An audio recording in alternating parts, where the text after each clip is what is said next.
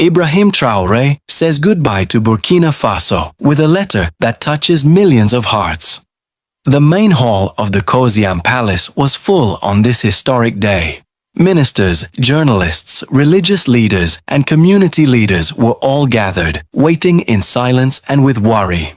News of an important message from President Ibrahim Traoré had spread quickly across the country, bringing concern from the capital to the smallest villages in the Sahel. Ibrahim Traoré entered the room. He wore his traditional uniform, perfectly clean and fitted. His usually calm face showed deep emotion, and his eyes were full of strength and sadness. The room became completely quiet. Behind him, the green and red flag with the yellow star looked brighter than ever, as if reminding everyone that this moment was part of the nation's history. His hands, which had greeted farmers, touched children's heads in schools, and saluted soldiers at the front, shook a little as he took a folded letter from his pocket. The cameras showed every movement, every breath like a sacred moment. "Burkina Faso, my dear people," he began, his voice a bit shaky before becoming steady. He spoke like a son talking to his family, close and honest. "Today, I speak not as your president, but as Ibrahim, the boy from Bobo Dioulasso, who grew up listening to the elders' stories under the big baobab tree."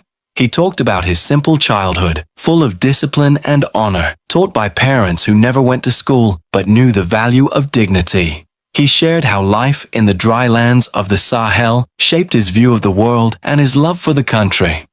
"I learned early that a man's worth is not in what he owns, but in how he serves others," he said, his voice becoming stronger. "That belief led me to the military, not because I loved weapons, but because I wanted to protect our land and our people." Traoré then spoke about his journey as a soldier, as a patriot, and finally, as someone who carried the dream of a people who wanted justice and dignity. His words flowed with emotion but were clear and strong, like he had practiced them many times in his heart. The cameras showed the emotion in his eyes, the fire that had inspired many young people in Burkina Faso. The journalists, who often took notes or whispered, were completely still, afraid to miss a single word of this powerful moment. "If I stand before you today," he continued, "it is to tell you that I will soon take a new path that leads beyond our borders." That sentence hit the room like thunder on a quiet day. A soft murmur spread through the hall, but quickly faded as he kept talking. "I must tell you why, because you deserve the truth, all of it." The whole room seemed to stop breathing. Ministers, generals, and diplomats all looked shocked. No one had guessed that this meeting would be such an important turning point in the country's history. Outside the palace, thousands of people watched on big screens in public squares, their faces showing the same surprise. Ibrahim Traoré paused, looking around the room as if to remember every face. Then he continued reading. He was about to explain something that seemed impossible to understand to a people he always saw as the heart of their strongest hopes. "I know my decision will not be understood," Ibrahim Traoré said, his voice growing stronger, "and that many will criticize it, especially foreign observers and political analysts who have never walked on our red soil or understood our deep struggle." His eyes, now sharp and focused, looked around the room filled with confused and worried faces. People's hands gripped the arms of their chairs, showing the weight of the moment. "Let this be very clear," he continued. "I am not leaving Burkina Faso. I am taking on a bigger mission. My decision is not about running away or giving up. My soul will never leave this land. I am a son of this country until my last heartbeat." A shiver ran through the room. In the streets of Ouagadougou, crowds stood silently in front of big screens, hanging on every word of the man who gave them hope.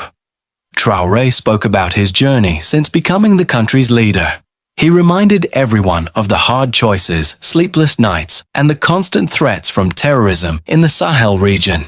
He talked about the international pressure, foreign interference, and hidden economic sanctions when Burkina Faso decided to choose its own path. "From day one, I made my decisions not for comfort or politics, but because I believed it was right, he said firmly. I never broke my promise to serve the people above all. The room was silent. Even the photographers stayed still, afraid that a single click would break the moment. I always said that if I ever leave, it would be my body, not my spirit. He placed his hand on his heart, a simple but powerful gesture quickly captured by every camera. Burkina Faso breathes in me, just as I breathe in it. Every grain of this land lives in my blood. Then, with his usual honesty, he spoke about the criticism he faced for building partnerships outside the usual powers. His face became more serious, showing the strength of a soldier behind the emotion. They said we were wrong to look for new friends, to refuse the old ways of economic control, he said, now with a firm voice. But being African has never meant being submissive. Our dignity is not for sale. Our independence is not for negotiation. The room responded with soft approval. Some ministers and military officers nodded in agreement. I am not leaving to hide. I am leaving to open doors that were always closed to our people. That sentence felt like a promise, a reason that started to make sense of everything. Ibrahim Traoré explained that his current position limited what he could do for the future of the country. He talked about the bloc talks, the restrictions, and the hidden threats that stopped him from acting freely for the good of Burkina Faso. Sometimes, to truly serve those we love, we must step back, he said, his voice soft and deep. This is the hardest lesson I've ever had to learn. As he turned the page of his letter, a ray of sunlight came through the tall palace windows and lit up his face, creating a magical moment that everyone noticed. Ibrahim looked up, as if the light gave him new strength, and continued reading. Do not be mistaken, he said. I am not leaving to hide. I am leaving to find new space for our independence, to defend our interests where decisions are made without us. The sunlight continued to shine in the room as Ibrahim Traoré began the third part of his speech. At first, the room felt heavy because of his announcement, but now it slowly started to change. Faces that once looked worried were now filled with curiosity and hope. What I am going to tell you today has never been said before, he began, lowering his voice to create a feeling of closeness in the large room. These past months, while our soldiers fought bravely on the field, I was fighting another battle, silent, but just as important. He then explained that his new mission would take him to a new African International Council, a group of nations working together to protect their food and energy needs. This council would have strong powers to speak directly with world powers, without going through the usual systems that often ignore Africa. I accepted this role not to run away from my duty, but to make it bigger, he said clearly. From Burkina Faso, I could protect our people. From this new position, I can protect all the people of the Sahel, including us. People in the room whispered in surprise. Journalists started writing fast, realizing how important this moment was. While many were guessing my plans, we were secretly setting up exchange and training programs for our youth. A small smile appeared on his face for the first time. Starting next year, 500 young Burkinabés, chosen from each province for their talent and dedication, will go study engineering, farming, medicine, and other important subjects for our country's future. The room was filled with amazement. Some ministers looked at each other in shock. They didn't know about these secret plans. Yes, he continued in a serious tone. I will step away from the presidency for a while, but know this. Everything has been carefully planned. I will never leave our country without guidance. He explained that in the coming weeks, a transition government would be created. It would be made of people chosen not for politics, but for their skills and honesty. The names would be shared soon, after talking with the wise leaders of the country. I always look to the future, he said strongly. What I plant today, you will harvest for generations. Our patience will be rewarded. Our courage will be honored. Ibrahim Traoré then spoke about the past unfair treatment of Burkina Faso in the world. bad trade deals, stolen resources, and being left out of important world meetings. Today, our country is respected, he said with quiet pride. But that respect did not come without pain, without sacrifice, without courage. Respect does not come. It is the result of all of us deciding not to be background characters in our own story. Another ray of sunlight came through the windows, making a glowing circle around him. Cameras captured this moment. The light made his words feel even more powerful. "My departure is not running away," he said while looking at everyone. "It is a smart step forward, like a lion who leaves his group for a moment to find new hunting lands." This comparison made some traditional leaders smile. "I still care deeply for our farmers, our soldiers, our teachers, and our children," he continued. His voice became softer, more like a father. "I may not sit in the president's chair anymore, but my heart will always beat for Burkina Faso." He stopped for a moment to see how people reacted. The worry on their faces was now turning into interest and hope.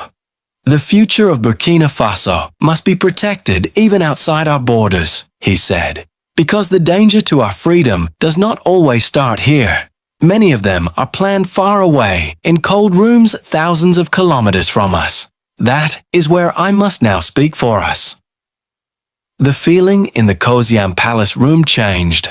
What started as a sad announcement was now becoming a clear and strong plan. But when Ibrahim Traoré started talking about his personal life, emotions filled the room again. "Now I want to speak about the people who made me who I am," he said, his voice shaking a little. "My parents, who left this world too early, but who are watching me from above." He looked up for a moment, a simple and powerful gesture. "My father was a man who did not speak much, but had strong values. My mother had the quiet strength of Sahelian women who carry heavy burdens without ever breaking." The room was silent, showing deep respect for these unknown people who were so important to the man speaking. They dreamed of a country that was proud, fair, and respected, a country where their grandchildren could grow up without hunger or shame. His voice cracked a little, showing rare emotion from a man usually so strong. He spoke of his childhood in Bobo Dioulasso, the nights spent listening to storytellers speak of African heroes who resisted colonization. He said these stories shaped his political beliefs and his love for his country. "They were not just stories," he said. "They were lessons, guides, and messages for the future. They taught me that our pride cannot be sold, that our history is valuable, and that our future belongs to us." Then he talked about his time as a soldier, the hard days when he saw his fellow soldiers die to protect helpless villages from terrorist groups. You could see the pain on his face as he remembered. "These experiences changed how I see the world," he said. "They taught me that power only means something when it is used to protect the weak. That power without kindness is just cruelty." The room quietly agreed with him. Their hearts touched. Many veterans in the room nodded to show they understood. "My fight was never for titles or glory," he said with a very honest voice. "It was always for dignity, the dignity of our people, the dignity of our continent." Then he said a sentence that would stay in everyone's mind. "Being a leader is not about giving orders. It is about carrying the weight of millions of people with humility." The cameras showed the traditional leaders nodding again, touched by his wise words that reminded them of their own teachings. Ibrahim Traoré then thanked the youth of the country, those who walked with him, who believed in him, even when his choices were hard to understand. "You were my strength when I was tired," he said with emotion. "Your trust protected me from doubt and sadness." He admitted that he had made mistakes, that sometimes he lacked patience or diplomacy. But he said every action he took, even when not perfect, came from deep love for his country. "I never said I was perfect," he added in a humble way. "I have fallen, I have doubted, I have sometimes taken the wrong path, but I never lost sight of where we are going together, to a free, strong, and respected Burkina." He spoke again about how important education and youth are to truly change the country. His eyes lit up as he talked about the schools built in rural areas, the scholarships given to children from poor families, and the work done to improve technical training. Real freedom starts in classrooms, he said with strength. And educated people can never be fully controlled. Then, proudly, he added, "If I am respected abroad today, it is not because of my rank or title. It is because of what I learned here with all of you. I carry your wisdom and show your courage." The end of this part of his speech came in a soft but strong voice. "I leave with tears in my eyes, but also with hope in my heart. Because I know this is not a goodbye. It is the start of a new chapter in our shared story." The sun was going down over Ouagadougou, casting long shadows through the tall windows of the Koziam Palace. Ibrahim Traoré, now calm but emotional, started the last part of his historic speech. The mood in the room had changed. The shock from the beginning was now replaced by calm, hope, and strength. "This new chapter does not depend only on me," he said clearly. "It depends on each of you, on your watchfulness, your participation, your courage." He looked at the people in the room as if speaking to each person directly. "I always said I'm not a savior, I'm just a servant of this amazing people." He smiled, the first true smile of the event. "And that's why I leave in peace. Because the strength of Burkina Faso is not in one man, it is in the unity of its people." He then spoke about the pride he felt every time he saw the Burkina flag at international conferences, or heard the national anthem played with respect on world stages. "5 years ago, people looked down on us," he said. "Today, they listen to us with attention. That is true respect. You earn this respect through your strength, your dignity, and your refusal to follow orders from outside." Ibrahim said that he had been offered high-level jobs in big cities around the world, jobs that could have given him an easy life, far from the daily problems of his country. "But I was never tempted," he said with confidence. "I was not made for foreign palaces. I was shaped in the dust of Ouagadougou, fed by the hopes of my people and raised with their struggles.